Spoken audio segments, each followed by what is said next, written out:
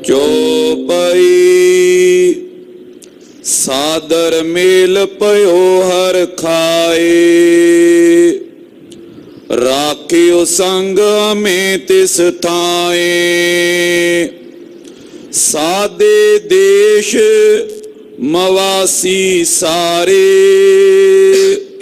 जयो सुदा सर उन दीदारे। वाहिगुरु जी का खालसा, वाहिगुरु जी की फतेह। तू सुल्तान कहा हो मियाँ तेरी कवन बढ़ाई, जो तू देहे सो कहा स्वामी, मैं मूर्ख कहन ना जाई, तेरे गुण गावां देह बुझाई। जैसे सच मैं रहूं रजाई। दसां पातशाहियां दी आत्मक जागदी जोत, जगत गुरु श्री गुरु ग्रंथ साहिब जी महाराज जी दी पावन पवित्र हजूरी च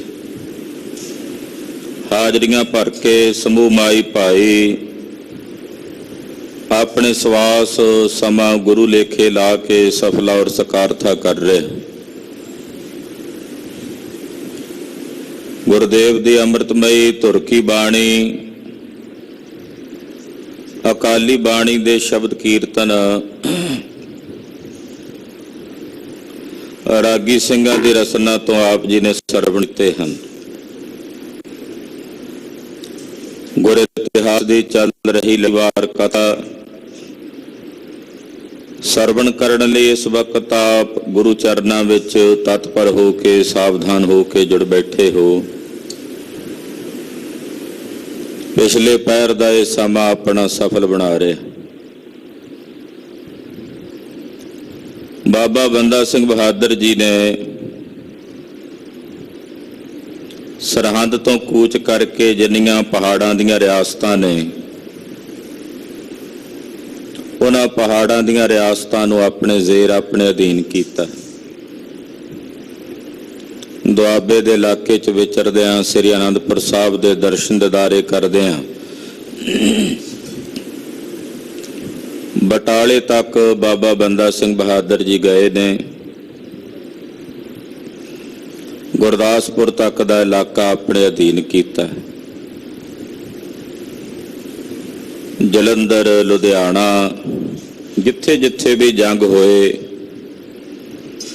ਹਰ ਇੱਕ ਜੰਗ ਵਿੱਚ ਬਾਬਾ ਬੰਦਾ ਸਿੰਘ ਬਹਾਦਰ ਦੀ ਜਿੱਤ ਹੁੰਦੀ ਰਹੀ। ਕਲਗੀਧਰ ਦੀ ਸਵੱਲੀ ਨਿਗਾਹ ਸੀ, ਮਹਾਰਾਜ ਜੀ ਦੀ ਦਇਆ ਦ੍ਰਿਸ਼ਟੀ ਸੀ, ਤੇ ਜਿਸ ਵੱਲ ਸਤਿਗੁਰੂ ਜੀ ਹਨ ਸੁੱਤੇ ਸਿੱਧ ਦੀ ਹਾਰ ਕਿਤੇ ਹੋ ਹੀ ਨਹੀਂ ਸਕਦੀ।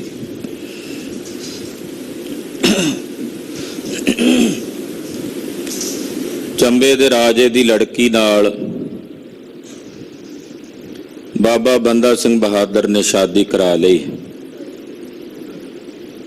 ਕੁਝ ਸਮਾਂ ਇੱਥੇ ਵੀ ਰਹੇ। ਕੁਝ ਪੁਰਾਣੇ ਸਿੰਘਾਂ ਦੇ ਨਾਲ ਥੋੜੇ ਥੋੜੇ ਮਤਭੇਦ ਵੀ ਹੋਣ ਲੱਗੇ, ਕਈ ਵਿਚਾਰਕ ਮਤਭੇਦ, ਕਿਉਂਕਿ ਪੰਥ ਦੀ ਜਿਹੜੀ ਮਰਿਆਦਾ ਹੈ ਉਹ ਕਲਗੀਆਂ ਵਾਲੇ ਪਾਤਸ਼ਾਹ ਨੇ ਚਲਾਈ, ਤੇ ਪੰਥ ਦੀ ਉਸ ਮਰਿਆਦਾ ਦੇ ਉੱਤੇ ਬਾਬਾ ਬੰਦਾ ਸਿੰਘ ਬਹਾਦਰ ਜੀ ਨੇ ਕਿਤੇ ਕਿਤੇ ਕੋਈ ਊਣਤਾਈ ਕਰਨੀ ਸ਼ੁਰੂ ਕੀਤੀ।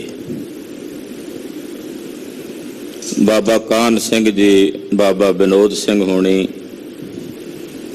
ਬਾਬਾ ਬੰਦਾ ਸਿੰਘ ਬਹਾਦਰ ਨਾਲ ਜਾ ਕੇ ਵਿਚਾਰ ਵਿਮਰਸ਼ ਕਰਦੇ ਨੇ। ਕੋਈ ਸੰਦੇਹ ਹੁੰਦਾ ਤਾਂ ਸੰਦੇਹ ਦੀ ਨਿਰਵਿਰਤੀ ਕਰਦੇ ਨੇ। ਬ੍ਰਹਮ ਗਿਆਨੀ ਭਾਈ ਸਾਹਿਬ ਭਾਈ ਰਾਮ ਕੋਇਰ ਸਾਹਿਬ ਜੋ ਇਹ ਕਥਾ ਸੁਣਾ ਰਹੇ ਨੇ ਖਾਲਸੇ ਨੂੰ, ਸਿੰਘਾਂ ਨੂੰ, ਰਮਦਾਸ ਨਗਰ ਵਿੱਚ, ਭਾਈ ਰਾਮ ਕੋਇਰ ਸਾਹਿਬ ਕਹਿੰਦੇ ਉਹਨੇ ਦਿਨ ਹੀ ਮੈਂ ਵੀ ਭਾਈ ਸਾਹਿਬ ਬਾਬਾ ਬੰਦਾ ਸਿੰਘ ਬਹਾਦਰ ਨੂੰ ਮਿਲਣ ਲਈ ਗਿਆ। ਮੇਰੇ ਜਾਣ ਤੇ ਸਿੰਘਾਂ ਨੇ ਮੇਰੇ ਬਾਰੇ ਬਾਬਾ ਬੰਦਾ ਸਿੰਘ ਬਹਾਦਰ ਨੂੰ ਦੱਸਿਆ, ਔਰ ਉਹਨਾਂ ਨੇ ਮੇਰਾ ਬੜਾ ਅਦਬ ਤੇ ਸਤਿਕਾਰ ਕਰਕੇ ਮੇਰੇ ਨਾਲ ਮੁਲਾਕਾਤ ਕੀਤੀ, ਮਿਲਣੀ ਕੀਤੀ, ਗੱਲਾਂ ਬਾਤਾਂ ਹੋਈਆਂ। ਇਹਦਾ ਜ਼ਿਕਰ ਸੋ ਸਾਖੀ ਵਿੱਚ ਭਾਈ ਸਾਹਿਬ ਭਾਈ ਰਾਮ ਕੌਰ ਸਾਹਿਬ ਨੇ ਕੀਤਾ। ਆਓ ਮਨ ਬਿਰਤੀਆਂ ਇਕਾਗਰ ਕਰੀਏ, ਗੁਰੂ ਘਰ ਦੀ ਅੰਮ੍ਰਿਤਮਈ ਕਥਾ ਸਰਵਣ ਕਰੀਏ। ਜੋ ਇਹ ਕਥਾ ਸੁਨਿਆ ਰਗਾਵੈ, ਦੁਖ ਪਾਪ ਤਿਹ ਨਿਕਟ ਨਾ ਆਵੈ। ਮਨ ਬਿਰਤੀਆਂ ਇਕਾਗਰ ਕਰਕੇ ਕਲਗੀਆਂ ਵਾਲੇ ਚੋਜੀ ਪ੍ਰੀਤਮ ਪਾਤਸ਼ਾਹ ਦੇ ਪਵਿੱਤਰ ਚਰਨਾਂ ਦਾ ਧਿਆਨ ਹਿਰਦਿਆਂ 'ਚ ਧਾਰਨ ਕਰੀਏ। ਹਾਜ਼ਰੀਆਂ ਲਵਾਉਂਦਿਆਂ ਸਮੂਹ ਮਾਈ ਭਾਈ ਆਖੋ ਜੀ ਸਤਨਾਮ ਸ੍ਰੀ ਵਾਹਿਗੁਰੂ ਸਾਹਿਬ ਜੀ। ਸਤਨਾਮ ਸ੍ਰੀ ਵਾਹਿਗੁਰੂ ਸਾਹਿਬ ਜੀ। ਚੌਪਈ ਸਾਦਰ ਮੇਲ ਭਇਓ ਅਰ ਖਾਏ। ਬਾਬਾ ਬੰਦਾ ਸਿੰਘ ਬਹਾਦਰ ਜੀ ਦੇ ਨਾਲ ਬ੍ਰਹਮ ਗਿਆਨੀ ਭਾਈ ਸਾਹਿਬ ਭਾਈ ਰਾਮ ਕੌਰ ਸਾਹਿਬ ਜੀ ਦਾ ਬੜਾ ਸਤਿਕਾਰਤ ਮੇਲ ਹੋਇਆ। ਬਾਬਾ ਬੰਦਾ ਸਿੰਘ ਜੀ ਨੇ ਭਾਈ ਰਾਮ ਕੌਰ ਸਾਹਿਬ ਦਾ ਬੜਾ ਸਾਦਰ ਸਤਿਕਾਰ ਕੀਤਾ, ਇਹ ਜਾਣ ਕੇ ਕਿ ਬ੍ਰਹਮ ਗਿਆਨੀ ਧੰਨ ਬਾਬਾ ਬੁੱਢਾ ਸਾਹਿਬ ਜੀ ਦੀ ਅੰਸ਼ ਬੰਸ ਵਿੱਚੋਂ ਬ੍ਰਹਮ ਗਿਆਨੀ ਮਹਾਂਪੁਰਸ਼ ਹਨ। ਹਾਂਜੀ, ਰਾਖਿਓ ਸੰਗ ਅਮੇ ਤਿਸ ਥਾਏ। ਭਾਈ ਸਾਹਿਬ ਕਹਿੰਦੇ ਕੁਝ ਸਮਾਂ ਬਾਬਾ ਬੰਦਾ ਸਿੰਘ ਬਹਾਦਰ ਜੀ ਨੇ ਸਾਨੂੰ ਆਪਣੇ ਨਾਲ ਵੀ ਰੱਖਿਆ। ਸਾਦੇ ਦੇਸ਼ ਮਵਾਸੀ ਸਾਰੇ। ਜਿਹੜੇ ਮਵਾਸੀ ਦੇਸ਼ ਸਨ, ਮਵਾਸੀ ਦਾ ਮਤਲਬ ਹੁੰਦਾ ਵੀ ਜਿਹੜੇ ਬਗਾਵਤ ਕਰਨ ਵਾਲੇ ਲੋਕ ਸਨ, ਉਹਨਾਂ ਬਗਾਵਤ ਕਰਨ ਵਾਲੇ ਲੋਕਾਂ ਨੂੰ ਬਾਬਾ ਬੰਦਾ ਸਿੰਘ ਬਹਾਦਰ ਨੇ ਸਿੱਧ ਕੀਤਾ। ਵੱਡੇ ਵੱਡੇ ਦੇਸ਼, ਨਗਰ, ਸ਼ਹਿਰ, ਜਿੱਥੇ ਜਿੱਥੇ ਵੀ ਬਾਬਾ ਜੀ ਦੇ ਖਿਲਾਫ ਜਾਂ ਖਾਲਸੇ ਦੇ ਖਿਲਾਫ ਕੋਈ ਬਗਾਵਤ ਕਰਦਾ ਸੀ ਤਾਂ ਉਹਨਾਂ ਬਗਾਵਤ ਕਰਨ ਵਾਲੇ ਬਾਬਿਆਂ ਨੂੰ ਆਪਣੇ ਅਧੀਨ ਕੀਤਾ। ਜਯੋ ਸੁਦਾ ਸਰ ਪੁਨ ਦੀਦਾਰੇ। ਬਾਬਾ ਬੰਦਾ ਸਿੰਘ ਬਹਾਦਰ ਜੀ ਸ੍ਰੀ ਅੰਮ੍ਰਿਤਸਰ ਸਾਹਿਬ ਸੁਦਾਸਰ, ਖਾਲਸਾ ਜੀ ਸ੍ਰੀ ਅੰਮ੍ਰਿਤਸਰ ਸਾਹਿਬ ਨੂੰ ਸੁਦਾਸਰ ਵੀ ਲਿਖਿਆ, ਬਹੁਤ ਸਾਰੇ ਗ੍ਰੰਥ। ਸੁਧਾ ਨਾਮ ਅੰਮ੍ਰਿਤ ਦਾ ਹੁੰਦਾ ਹੈ।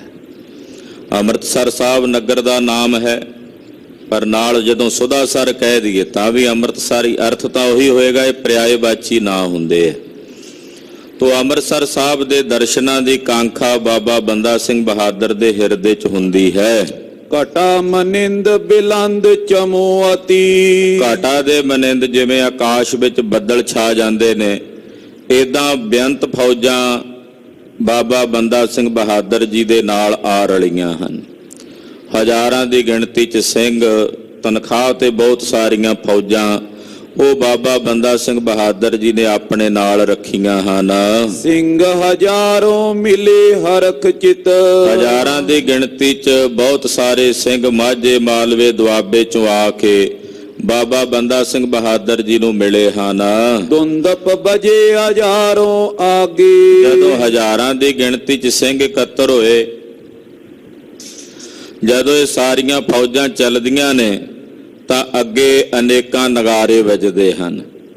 ਨਗਾਰਿਆਂ ਦੇ ਉੱਤੇ ਚੋਭਾਂ ਲਾਈਆਂ ਜਾਂਦੀਆਂ ਨੇ, ਔਰ ਇੱਕ ਨਗਾਰਾ ਨਹੀਂ ਕਈ ਨਗਾਰੇ ਵੱਜਦੇ ਨੇ, ਕਿਉਂਕਿ ਫੌਜ ਵੀ ਵੱਧ ਗਿਣਤੀ ਵਿੱਚ ਹੈ। ਦੂਰ ਦੂਰ ਕੇ ਨਰਗਨ ਭਾਗੇ। ਜਦੋਂ ਨਗਾਰੇ ਦੀ ਆਵਾਜ਼ ਦੁਸ਼ਮਣ ਸੁਣਦੇ ਨੇ ਤਾਂ ਉਹ ਛੱਡ ਕੇ ਹੀ ਭੱਜ ਜਾਂਦੇ ਆਪਣਾ ਸਭ ਕੁਝ, ਪਰ ਜਦੋਂ ਮਿੱਤਰ ਸੁਣਦੇ ਨੇ ਕਿ ਖਾਲਸੇ ਦਾ ਨਗਾਰਾ ਵੱਜ ਰਿਹਾ, ਨਾਲ ਜਕਾਰੇ ਸੁਣਾਈ ਦੇ ਰਹੇ ਨੇ, ਉਹਨਾਂ ਨੂੰ ਚਾਅ ਚੜ ਜਾਂਦਾ ਤੇ ਭੱਜੇ ਆਉਂਦੇ ਆ ਸਵਾਗਤ ਕਰਨ ਵਾਸਤੇ।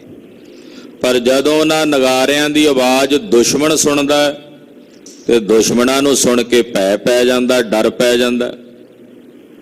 ਸ਼ੇਰ ਦੇ ਜਿਹੜੇ ਦੰਦ ਹੁੰਦੇ ਨੇ ਨਾ, ਉਹ ਸ਼ਿਕਾਰ ਵਾਸਤੇ ਤਾਂ ਬੜੇ ਭਿਆਨਕ ਹੁੰਦੇ ਆ, ਪਰ ਜਦੋਂ ਉਹਨੇ ਸ਼ੇਰਨੀ ਨੇ ਆਪਣਾ ਬੱਚਾ ਚੁੱਕਣਾ ਹੁੰਦਾ ਨਾ, ਉਦੋਂ ਉਹ ਤਿੱਖੇ ਦੰਦ ਉਸ ਬੱਚੇ ਨੂੰ ਛੂੰਹਦੇ ਤੱਕ ਵੀ ਨਹੀਂ ਹਨ। ਤੋ ਖਾਲਸੇ ਦਾ ਨਗਾਰਾ ਦੁਸ਼ਮਣਾਂ ਵਾਸਤੇ ਤਾਂ ਦੁਸ਼ਮਣਾਂ ਨੂੰ ਭੈ ਭੀਤ ਕਰਦਾ, ਪਰ ਜਿਹੜੀ ਪ੍ਰਜਾ ਹੈ, ਆਮ ਲੋਕ ਨੇ, ਉਹ ਸੁਣ ਕੇ ਖੁਸ਼ ਹੁੰਦੇ ਆ ਕਿ ਖਾਲਸਾ ਹਲੇਮੀ ਰਾਜ ਕਰਨ ਵਾਲਾ ਹੈ, ਕਿਸੇ ਨਾਲ ਵਾਅਦਾ ਨਹੀਂ ਕਰਦਾ। ਦਿੱਲੀ ਮੈਂ ਦਬਕਾ ਬੋ ਪਰਿਓ। ਦਿੱਲੀ ਤੱਕ ਬਾਬਾ ਬੰਦਾ ਸਿੰਘ ਬਹਾਦਰ ਦਾ ਦਬਕਾ ਸੁਣਾਈ ਦਿੰਦਾ। ਪਾਣੀਪਤ ਦੇ ਕੋਲ ਸ਼ੇਰ ਖੰਡਾ ਨਾਮਕ ਨਗਰ ਨੇ, ਉੱਥੇ ਬਾਬਾ ਜੀ ਨੇ ਨਿਸ਼ਾਨ ਸਾਹਿਬ ਗੱਡ ਦਿੱਤਾ ਸੀ। ਭਾਈ ਰਤਨ ਸਿੰਘ ਭੰਗੂ ਜੀ ਨੇ ਲਿਖਿਆ ਪੰਥ ਪ੍ਰਕਾਸ਼ ਵਿੱਚ, ਕਹਿੰਦੇ ਉੱਥੇ ਉਹ ਨਿਸ਼ਾਨ ਸਾਹਿਬ ਗੱਡ ਕੇ ਕਹਿ ਦਿੱਤਾ ਸੀ ਦਿੱਲੀ ਵਾਲਿਆਂ ਨੂੰ ਵੀ ਇਹ ਨਿਸ਼ਾਨ ਟੱਪ ਕੇ ਇੱਧਰ ਨਹੀਂ ਆਉਣਾ, ਜਿਹੜਾ ਆਵੇਗਾ ਉਹਦਾ ਸੋਧਾ ਲੱਗੇਗਾ। ਤੇ ਡਰਦੇ ਮਾਰੇ ਹੀ ਨਹੀਂ ਕਈ ਵਧੇ ਉੱਥੋਂ, ਕਈ ਸਾਲ ਅੱਗੇ ਹੀ ਨਹੀਂ ਆਏ ਉਸ ਨਿਸ਼ਾਨ ਨੂੰ ਟੱਪ ਕੇ। ਤੋ ਇਸ ਪ੍ਰਕਾਰ ਨਾਲ ਦਿੱਲੀ ਤੱਕ ਬਾਬਾ ਬੰਦਾ ਸਿੰਘ ਬਹਾਦਰ ਦਾ ਦਬਕਾ ਸੁਣਾਈ ਦਿੰਦਾ ਹੈ। ਜਿਤ ਕਿਤ ਦੇਸ਼ ਤਰਾਸ ਮੈਂ ਭਰਿਓ, ਜਿੱਧਰ ਕਿੱਧਰ ਦੇਸ਼ ਤਰਸਤ ਹੁੰਦਾ ਹੈ, ਡਰਦਾ ਹੈ, ਭੈ ਭੀਤ ਹੁੰਦਾ। ਲਾਹੌਰ ਦੇ ਵਿੱਚ ਬਾਬਾ ਬੰਦਾ ਸਿੰਘ ਬਹਾਦਰ ਦਾ ਨਾਂ ਲੈ ਕੇ ਜਿਹੜੇ ਲਾਹੌਰ ਦੇ ਸੂਬੇਦਾਰ ਨੇ ਨਾ, ਉਹ ਰਾਤ ਨੂੰ ਸੁਪਨੇ ਵਿੱਚ ਬਾਬਾ ਬੰਦਾ ਸਿੰਘ ਬਹਾਦਰ ਦਾ ਨਾਂ ਲੈ ਕੇ ਹਬੜਾ ਕੇ ਉੱਠਦੇ ਨੇ ਵੀ ਬੰਦਾ ਆ ਗਿਆ। ਜੇ ਕਿਤੇ ਉਦਾਂ ਹੀ ਕੋਈ ਕਹਿ ਦੇਵੇ ਨਾ ਬੰਦਾ, ਉਹ ਫਲਾਣਾ ਬੰਦਾ, ਉਹ ਨਾ ਸੁਣ ਕੇ ਹੀ ਦਹਿਸ਼ਤ ਵਿੱਚ ਆ ਜਾਂਦੇ ਵੀ ਬੰਦਾ। ਇੱਕਦਮ ਧਿਆਨ ਨਾਲ ਸੁਣਦੇ ਵੀ ਇਹ ਤਾਂ ਗੁਰੂ ਕੇ ਬੰਦੇ ਦੀ ਗੱਲ ਤਾਂ ਨਹੀਂ ਕਰਦੇ। ਏਦਾਂ ਇਹਨਾਂ ਦੇ ਹਿਰਦੇ ਵਿੱਚ ਦਹਿਸ਼ਤ ਤੇ ਭੈ ਬਣਿਆ ਹੋਇਆ ਹੈ। ਚੋਰ ਚੋਰ ਤਾਮਨ ਕੋ ਭਾਗੇ, ਔਰ ਬੜੇ ਬੜੇ ਜਿਹੜੇ ਦੋਖੀ ਤੇ ਜਰਵਾਣੇ ਸਨ, ਉਹ ਆਪਣੇ ਘਰ ਘਾਟ ਛੱਡ ਕੇ ਭੱਜ ਗਏ, ਨੱਠ ਗਏ। ਜਦੋਂ ਉਹਨਾਂ ਨੂੰ ਪਤਾ ਲੱਗਾ ਵੀ ਹੁਣ ਸਾਨੂੰ ਸੋਧਾ ਲੱਗਣਾ, ਬਾਬਾ ਬੰਦਾ ਸਿੰਘ ਬਹਾਦਰ ਨੂੰ ਸਾਡੀਆਂ ਕਰਤੂਤਾਂ ਦਾ ਪਤਾ ਲੱਗ ਗਿਆ, ਖਾਲਸੇ ਨੂੰ ਪਤਾ ਲੱਗ ਗਿਆ, ਤਾਂ ਉਹ ਆਪਣੇ ਘਰ ਛੱਡ ਕੇ ਭੱਜ ਗਏ। ਕਿਉਂਕਿ ਡਰਦਾ ਉਹੀ ਹੈ ਜਿਹੜਾ ਪਾਪੀ ਹੋਵੇ, ਉਹਨੂੰ ਪਤਾ ਮੇਰਾ ਪਾਪ ਉਗੜ ਕੇ ਆਉਣਾ ਹੁਣ ਸਾਹਮਣੇ। ਸੋ ਡਰਾ ਜੋ ਪਾਪ ਕਮਾਵਦਾ ਧਰਮੀ ਵਿਗਸੇਤ, ਜਿਹੜੇ ਉਹ ਪਾਪੀ ਸਨ, ਮਲੇਛ ਸਨ, ਉਹ ਘਰ ਛੱਡ ਕੇ ਭੱਜੇ ਹਨ। ਹਰੇ ਨ ਲਰੇ ਤੁਰਕ ਰਣ ਤਿਆਗੇ, ਉਹ ਨਾ ਆ ਕੇ ਅੜਦੇ ਨੇ, ਨਾ ਲੜਦੇ ਨੇ, ਰਣ ਤਿਆਗ ਕੇ ਭੱਜਦੇ ਨੇ, ਜੰਗ ਮੈਦਾਨ ਨੂੰ ਛੱਡ ਕੇ ਭੱਜ ਜਾਂਦੇ ਨੇ। ਦਿੱਲੀ ਮੈਂ ਨਿਤ ਅਤ ਤਕਰਾਈ, ਉਧਰ ਦਿੱਲੀ ਦੇ ਚਾਰੇ ਪਾਸੇ ਪਹਿਰੇਦਾਰੀ ਰੱਖਦੇ ਨੇ, ਕਿਉਂਕਿ ਬਾਬਾ ਜੀ ਕਦੇ ਕਦੇ ਉਧਰ ਵੀ ਜਾ ਦਰਸ਼ਨ ਦਿੰਦੇ ਆ ਪਾਣੀਪਤ ਵਾਲੇ ਪਾਸੇ। ਤੋ ਦਿੱਲੀ ਦੇ ਵਿੱਚ ਵੀ ਦਿੱਲੀ ਦੀਆਂ ਫੌਜਾਂ ਨੇ ਆਲੇ ਦੁਆਲੇ ਤਕੜਾਈ ਕੀਤੀ ਹੋਈ ਹੈ। ਕਰ ਕਰ ਬੈਠਤ ਅਰ ਸਮੁਦਾਈ, ਔਰ ਬਹੁਤ ਸਾਰੇ ਦੁਸ਼ਮਣਾਂ ਦੀ ਫੌਜ ਜਿਹੜੀ ਹੈ ਉਹ ਦਿੱਲੀ ਦੇ ਚਾਰੇ ਪਾਸੇ ਛਾਵਣੀਆਂ ਪਾ ਕੇ ਬਹਿੰਦੀ ਹੈ, ਮੋਰਚੇ ਲਾ ਕੇ ਬਹਿੰਦੇ ਨੇ। ਬਹਾਦਰ ਸ਼ਾਹ ਨੇ ਇੱਕ ਵਾਰੀ ਬਾਬਾ ਬੰਦਾ ਸਿੰਘ ਬਹਾਦਰ ਨਾਲ ਫੌਜ ਭੇਜ ਕੇ ਜੰਗ ਲੜਿਆ, ਤਾਂ ਛੇਤੀ ਇਹ ਕਾਲਵਸ ਹੋ ਗਿਆ। ਇਹਦੇ ਤੋਂ ਬਾਅਦ ਫਰਕਸ਼ੀਰ ਲੜਦਾ ਰਿਹਾ, तो फरकशीर ਦੇ ਸਮੇਂ ਬਾਬਾ ਜੀ ਨੇ ਸ਼ਹੀਦੀ ਪਾਈ ਹੈ। तो ਕਹਿੰਦੇ ਬਹੁਤ ਸਾਰੀ ਫੌਜ ਜਿਹੜੀ ਹੈ ਉਹ ਦਿੱਲੀ ਦੇ ਚਾਰੇ ਪਾਸੇ ਇਹਨਾਂ ਨੇ ਤਗੜੀ ਕਰ ਦਿੱਤੀ, ਸਾਵਧਾਨ ਕਰ ਦਿੱਤੀ, ਉਹਨਾਂ ਨੂੰ ਮੋਰਚੇ ਲਵਾ ਦਿੱਤੇ ਹਨ। ਪਰੀ ਤਾਂਕ ਵੱਡ ਧੂਮੇ ਉਤਾਰੀ, ਏਦਾਂ ਧਾਕ ਪਈ ਹੋਈ ਹੈ ਖਾਲਸੇ ਦੀ, ਬਾਬਾ ਬੰਦਾ ਸਿੰਘ ਬਹਾਦਰ ਦੀ। ਸਭ ਤੁਰਕਾਨੇ ਮੈਂ ਡਰ ਭਾਰੀ, ਜਿੰਨਾ ਤੁਰਕਾਨਾ ਸਾਰਿਆਂ ਵਿੱਚ ਡਰ ਹੈ, ਸਾਰਿਆਂ ਵਿੱਚ ਭੈ ਹੈ, ਕਿਉਂਕਿ ਇਹਨਾਂ ਨੇ ਵਧੀਕੀਆਂ ਕੀਤੀਆਂ ਸੀ। ਸਮੇਂ ਦੀ ਸਰਕਾਰ ਸੀ ਇਹਨਾਂ ਦੀ, ਉਹਦੇ ਵਧੀਕੀਆਂ ਕਰਦੇ ਰਹੇ ਆਮ ਲੋਕਾਂ ਤੇ, ਸਿੱਖਾਂ ਤੇ, ਗੁਰੂ ਘਰ ਨਾਲ ਵੀ ਇਹਨਾਂ ਬੜੀਆਂ ਵਧੀਕੀਆਂ ਕੀਤੀਆਂ ਸੀ। ਤੋ ਜਿੰਨੇ ਤੁਰਕ ਨੇ ਉਹਨਾਂ ਦੇ ਮਨ ਵਿੱਚ ਬੜਾ ਡਰ ਤੇ ਭੈ ਹੈ। ਕਰ ਕਰ ਸੂਬੇ ਹੋਏ ਇੱਕ ਥਾਈ, ਇਹ ਜਿੰਨੇ ਸੂਬੇ ਸਨ ਇੱਕ ਜਗ੍ਹਾ ਤੇ ਹੁਣ ਇਕੱਠੇ ਹੋ ਕੇ ਸਲਾਹਾਂ ਕਰਨ ਲੱਗੇ ਕਿ ਕਿਵੇਂ ਬੰਦੇ ਬਹਾਦਰ ਨੂੰ ਕਾਬੂ ਕੀਤਾ ਜਾਏ। ਉਹਦੇ ਵਾਸਤੇ ਆਪਣੇ ਵੱਡੇ ਵੱਡੇ ਨਵਾਬਾਂ ਨੂੰ, ਸੂਬੇਦਾਰਾਂ ਨੂੰ ਇਕੱਤਰ ਕਰਦੇ ਹਨ।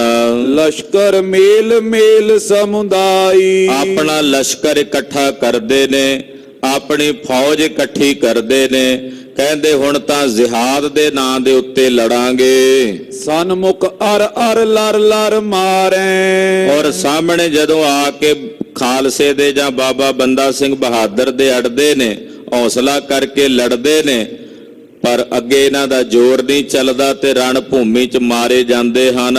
ਮਾਰ ਖਾਏ ਕੋ ਤਰਾਸ ਪਧਾਰੇ, ਮਾਰ ਖਾ ਕੇ ਵੱਡੇ ਵੱਡੇ ਨਵਾਬ ਉਹ ਰਣ ਭੂਮੀ ਚੋਂ ਡਰੇ ਹੋਏ ਗੀਦੀਆਂ ਵਾਂਗੂ, ਬੁਜਦਲਾਂ ਵਾਂਗੂ ਭੱਜਦੇ ਹਨ। ਲੱਖੋਂ ਲਸ਼ਕਰ ਲੀਨੇ ਕਾਏ, ਏਦਾਂ ਹਜ਼ਾਰਾਂ ਦੀ ਗਿਣਤੀ ਵਿੱਚ ਤੁਰਕਾਂ ਦਾ ਜਿਹੜਾ ਲਸ਼ਕਰ ਹੈ, ਫੌਜਾਂ ਜਿਹੜੀਆਂ ਨੇ ਨਾ ਮਲੇਛਾਂ ਦੀਆਂ, ਉਹ ਬਾਬਾ ਬੰਦਾ ਸਿੰਘ ਬਹਾਦਰ ਨੇ ਮਾਰ ਕੇ ਨਿਬੇੜ ਦਿੱਤੀਆਂ ਹਨ। ਲਰਿਓ ਸੋ ਕਿਉ ਹੂ ਨਾ ਹੋਏ ਨਾ ਬਚਾਏ। ਜਿਹੜਾ ਲੜਿਆ ਉਹਦਾ ਬਚਾ ਨਹੀਂ ਹੋਇਆ, ਜਿਹੜਾ ਭੱਜ ਗਿਆ ਜਾਂ ਜਿਹੜਾ ਸ਼ਰਨ ਆ ਗਿਆ ਉਹ ਬਚ ਗਿਆ। ਜਿਹਨੇ ਲੜਨ ਦਾ ਹੌਸਲਾ ਕੀਤਾ ਉਹਦਾ ਕਿਸੇ ਵੀ ਤਰੀਕੇ ਨਾਲ ਬਚਾ ਨਹੀਂ ਹੋ ਸਕਿਆ। ਸ਼ੋਰ ਜੋਰ ਕੋ ਕਾਲ ਬਿਸਾਲਾ। ਇਹ ਤਾਂ ਆਪਣੇ ਜ਼ੋਰ ਸ਼ੋਰ ਦੇ ਨਾਲ ਬਾਬਾ ਬੰਦਾ ਸਿੰਘ ਬਹਾਦਰ ਨੇ ਆਪਣਾ ਰਾਜ ਕਾਇਮ ਕੀਤਾ। ਪੁਨ ਪਾਜੇ ਹੋਏ ਕਾਲ ਦੁਖਾਲਾ।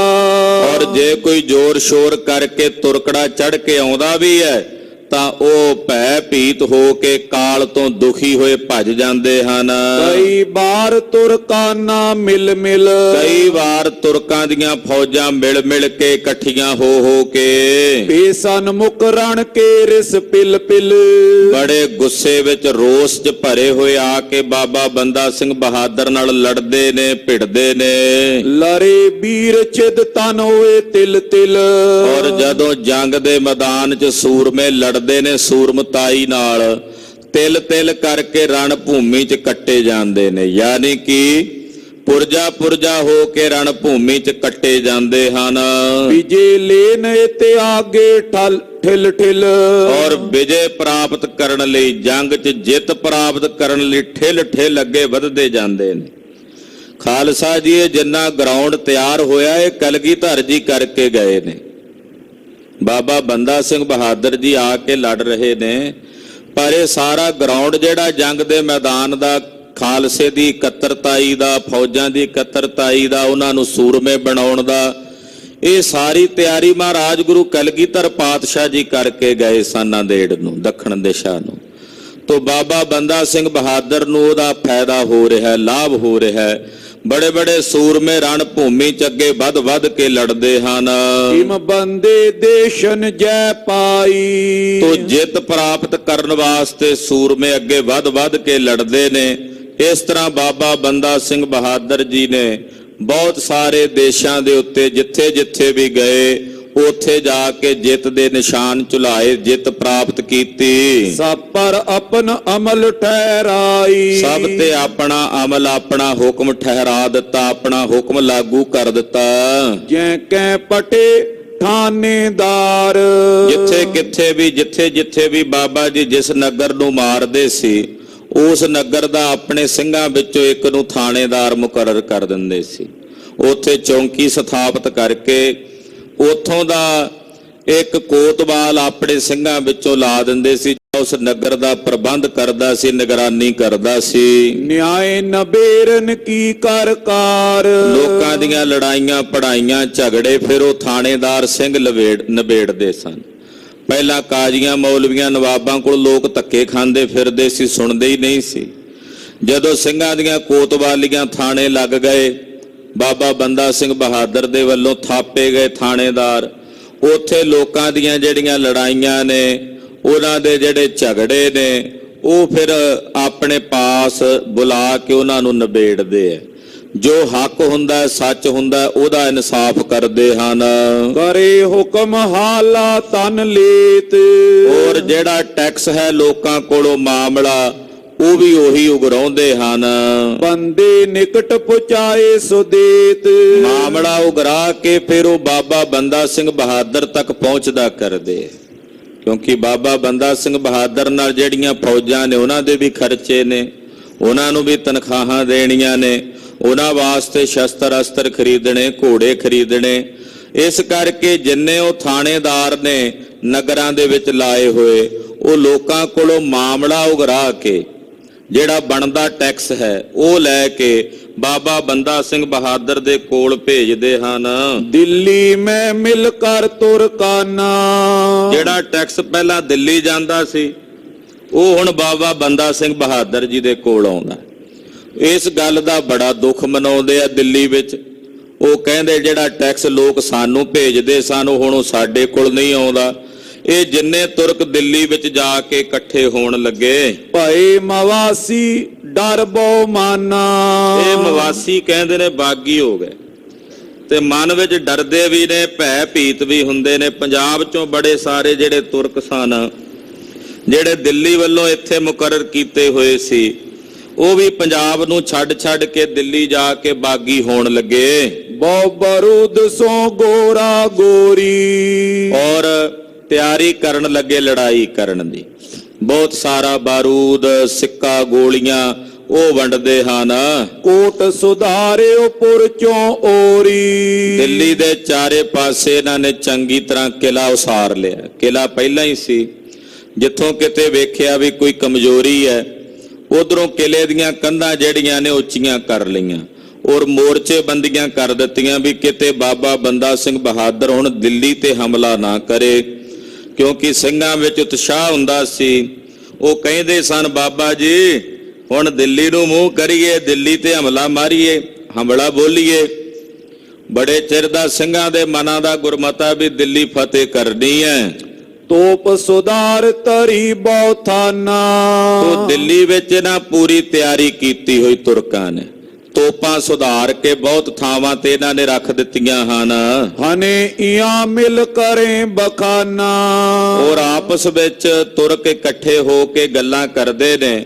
ਕਹਿੰਦੇ ਜੇ ਦਿੱਲੀ ਦੇ ਵਿੱਚ ਬਾਬਾ ਬੰਦਾ ਸਿੰਘ ਬਹਾਦਰ ਜੀ ਚੜ੍ਹ ਕੇ ਆਏ ਤਾਂ ਉਹਨਾਂ ਨੂੰ ਸਾਰਿਆਂ ਨੂੰ ਅਸੀਂ ਇੱਥੇ ਮਾਰਾਂਗੇ, ਕਤਲ ਕਰਕੇ ਇੱਥੇ ਉਹਨਾਂ ਨੂੰ ਘੇਰ ਕੇ ਮਾਰਾਂਗੇ। ਇਹ ਤਾਂ ਸੀ ਬਾਬਾ ਬੰਦਾ ਸਿੰਘ ਬਹਾਦਰ ਦੀ ਸਾਖੀ।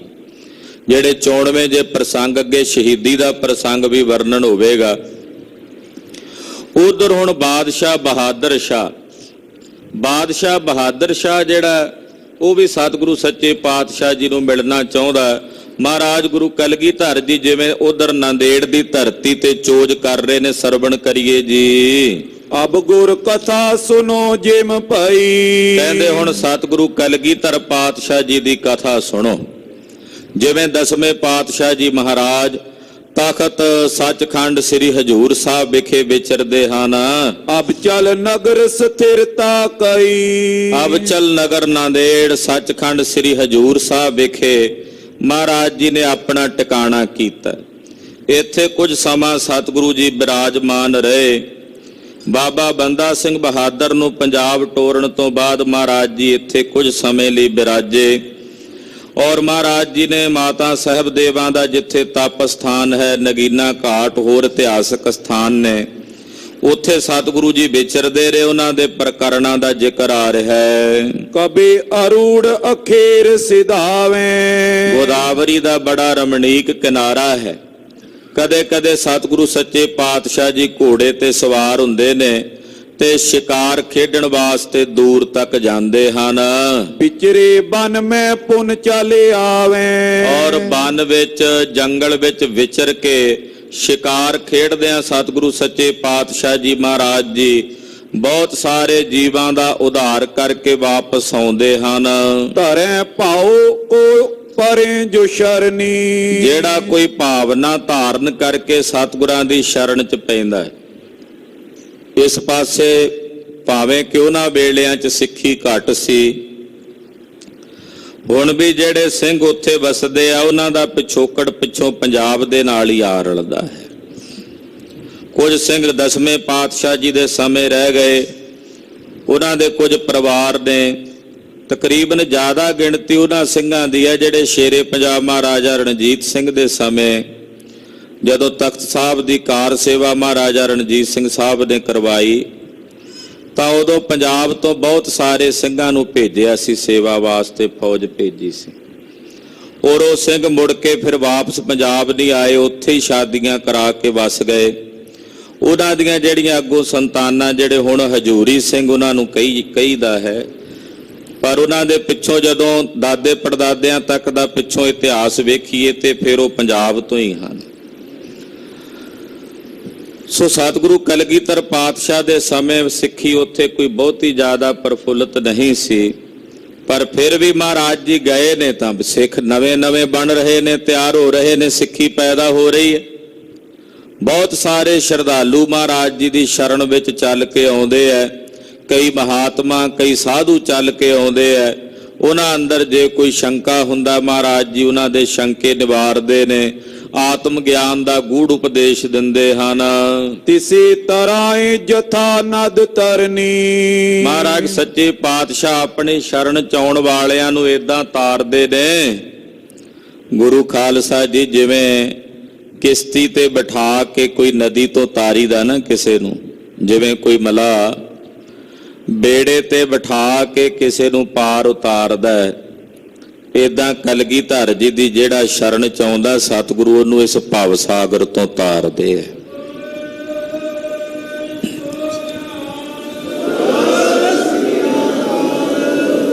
ਮਹਾਰਾਜ ਕਲਗੀਧਰ ਜੀ ਦੇ ਇਤਿਹਾਸ ਦੀ ਇੱਕ ਵਿਥਿਆ ਜੋ ਪਿੱਛੇ ਆਪ ਜੀ ਨੇ ਸਰਵਣ ਕੀਤੀ ਹੈ, ਮੈਂ ਦੁਬਾਰਾ ਸਾਂਝੀ ਕਰਾਂ।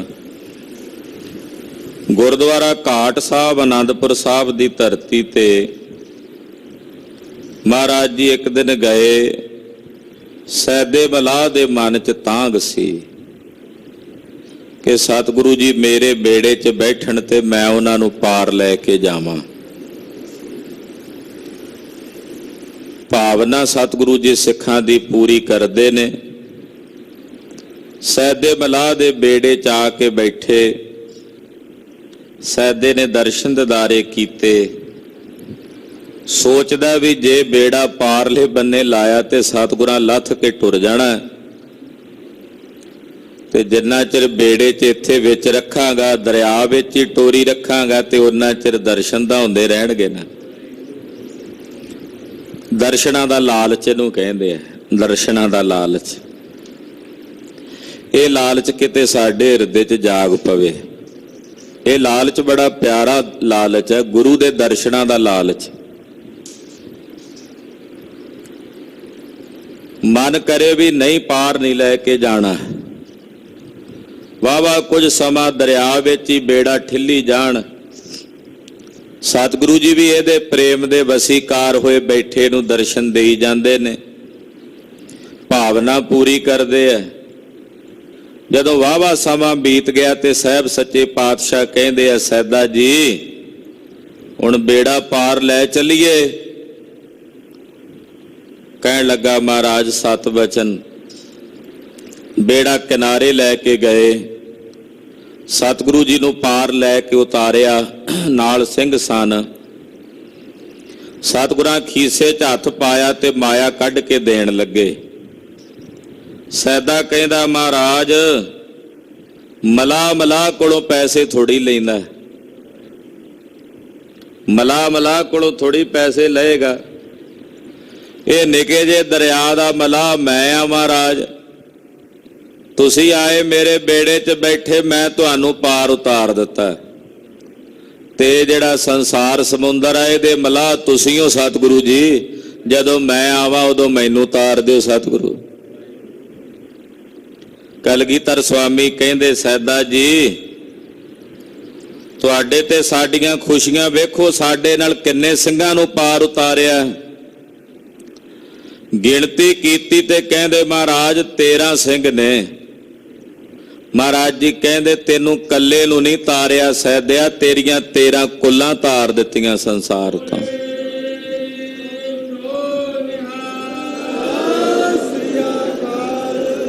ਪਰਾ ਮਾਇਆ ਵੀ ਲੈ ਲੈ, ਨਾਲੇ ਕੁਝ ਸ਼ਰਫੀਆਂ ਕੱਢ ਕੇ ਵੀ ਉਹਨੂੰ ਦਿੱਤੀਆਂ, ਉਹਦਾ ਮਿਹਨਤਾਨਾ ਵੀ ਦਿੱਤਾ। ਸਤਿਗੁਰੂ ਇਹ ਸੰਸਾਰ ਸਮੁੰਦਰ ਤੋਂ ਤਾਰਨ ਵਾਲੇ ਹਨ। ਇਸ ਕਰਕੇ ਇੱਥੇ ਮਹਾਂਕਵੀ ਭਾਈ ਸੰਤੋਖ ਸਿੰਘ ਜੀ ਲਿਖਦੇ ਨੇ ਕਿ ਜਿਹੜਾ ਕਲਗੀਧਰ ਦੀ ਸ਼ਰਨ ਆਉਂਦਾ ਮਹਾਰਾਜ ਉਹਨੂੰ ਏਦਾਂ ਤਾਰਦੇ ਆ ਜਿਵੇਂ ਬੇੜੀ ਤੇ ਬਿਠਾ ਕੇ ਮਲਾਹ ਨਦੀ ਪਾਰ ਕਰਾਉਂਦਾ, ਦਰਿਆ ਪਾਰ ਕਰਾਉਂਦਾ ਯਾਤਰੂ ਨੂੰ। ਇਸ ਤਰ੍ਹਾਂ ਸਤਿਗੁਰਾਂ ਦੀ ਜਿਹੜਾ ਸ਼ਰਨ ਆਉਂਦਾ ਉਹਨੂੰ ਮਹਾਰਾਜ ਗੁਰੂ ਕਲਗੀਧਰ ਜੀ ਤਾਰਦੇ ਹਨ। ਸ਼ਾਹ ਬਹਾਦਰ ਦੱਖਣ ਦੇਸ਼।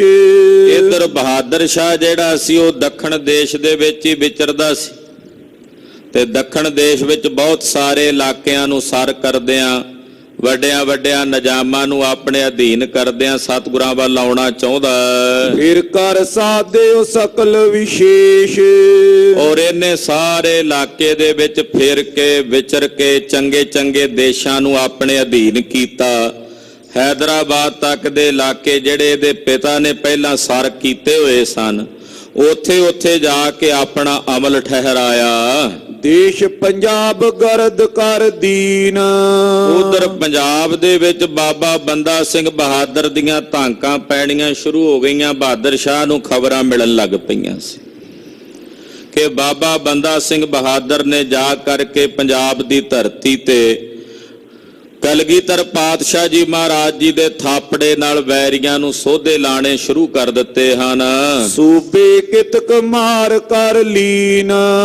ਕਈ ਸੂਬੇ ਬਾਬਾ ਬੰਦਾ ਸਿੰਘ ਬਹਾਦਰ ਨੇ ਮਾਰ ਕੇ ਉਹਨਾਂ ਦਾ ਮਲੀਆ ਮੇਟ ਕਰ ਦਿੱਤਾ ਹੋਇਆ ਹੈ। ਲੱਖੋਂ ਲਸ਼ਕਰ ਲੜ ਲੜ ਹਨੇ। ਲੱਖਾਂ ਦੀ ਗਿਣਤੀ 'ਚ ਲਸ਼ਕਰ ਬਾਬਾ ਬੰਦਾ ਸਿੰਘ ਬਹਾਦਰ ਨਾਲ ਲੜ ਲੜ ਕੇ ਮਰ ਚੁੱਕਾ, ਸਮਾਪਤ ਹੋ ਚੁੱਕਾ ਹੈ। ਜਨਨੀ ਮਨੋ ਨਹੀਂ ਕਬ ਜਨੇ। ਆਹ ਕਹਿੰਦੇ ਏਡੇ ਵੱਡੇ ਸੂਬੇਦਾਰ ਬਾਬੇ ਬੰਦੇ ਬਹਾਦਰ ਨੇ ਮਾਰ ਮੁਕਾਏ ਨੇ, ਮਾਨੋ ਜਿਵੇਂ ਕਦੇ ਕਿਸੇ ਮਾਂ ਨੇ ਜਣੇ ਹੀ ਨਾ ਹੋਣ, ਉਹ ਪੈਦਾ ਹੀ ਨਾ ਕੀਤੇ ਹੁਣ, ਏਦਾਂ ਮੁੱਕ ਗਏ। ਉਹਨਾਂ ਦਾ ਨਾਂ ਏਦਾਂ ਮੁੱਕ ਗਿਆ ਧਰਤੀ ਦੇ ਨਕਸ਼ੇ ਤੋਂ ਕਿ ਮਾਨੋ ਜਦੋਂ ਕਿਵੇਂ ਕਿਸੇ ਮਾਂ ਨੇ ਉਹ ਜਣੇ ਹੀ ਨਾ ਹੋਣ।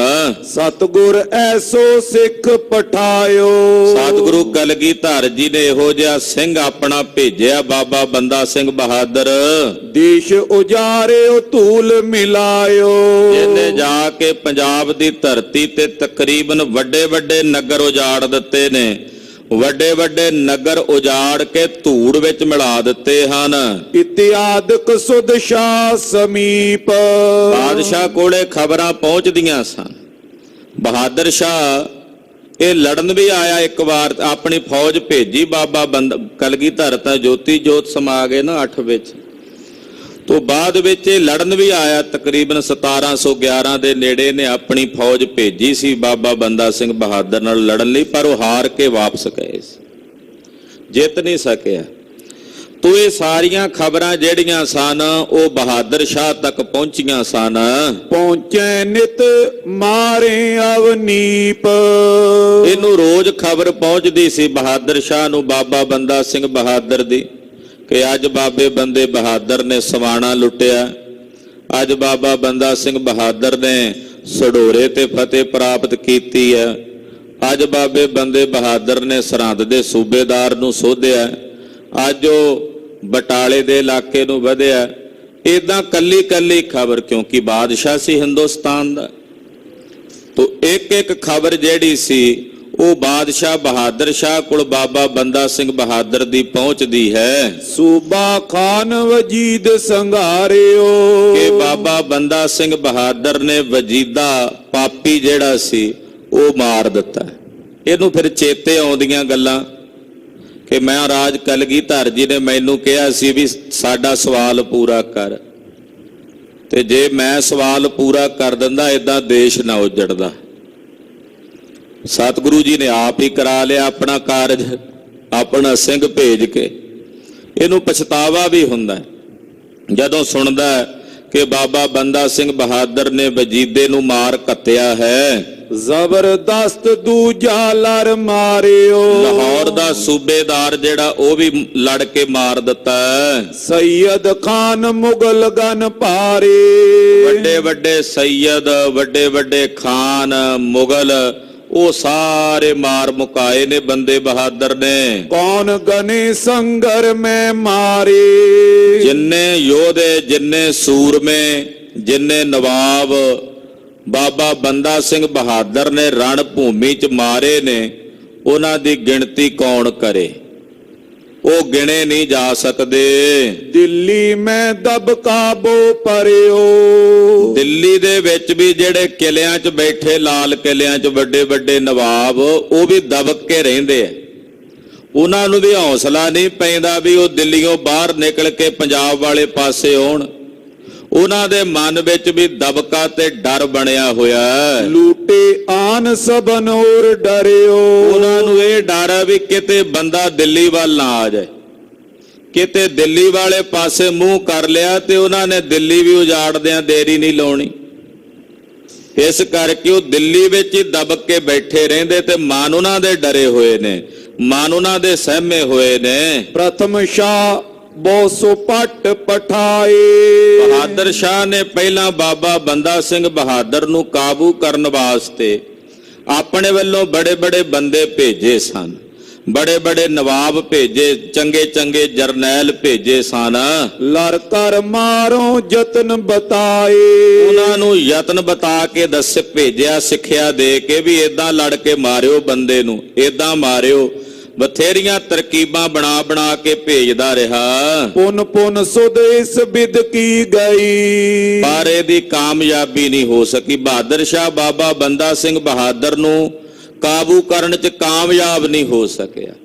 ਇਹਦੇ ਕੋਲ ਰੋਜ਼ ਹੀ ਇਸ ਤਰ੍ਹਾਂ ਫੌਜ ਖਬਰ ਪਹੁੰਚਦੀ ਹੈ, ਚਮੂ ਕਨੀ ਤੁਮਰੀ ਅਤ ਲਈ, ਆ ਕੇ ਰੋਜ਼ ਹੀ ਕੋਈ ਨਾ ਕੋਈ ਸੁਨੇਹਾ ਦਿੰਦਾ ਬਹਾਦਰ ਸ਼ਾਹ ਦੇ ਕੰਨੀ ਆ ਕੇ, ਕਹਿੰਦੇ ਬਾਦਸ਼ਾਹ ਸਲਾਮਤ, ਅੱਜ ਤੇਰੀ ਇੰਨੀ ਫੌਜ ਮਾਰੀ ਗਈ ਹੈ, ਅੱਜ ਤੇਰੇ ਇੰਨੇ ਸਿਪਾਹੀ ਮਾਰੇ ਗਏ ਨੇ, ਅੱਜ ਤੇਰੇ ਦੇਸ਼ ਦਾ ਇਹ ਸ਼ਹਿਰ ਮਾਰਿਆ ਗਿਆ, ਇਹ ਸੂਬੇਦਾਰ ਮਾਰਿਆ ਗਿਆ।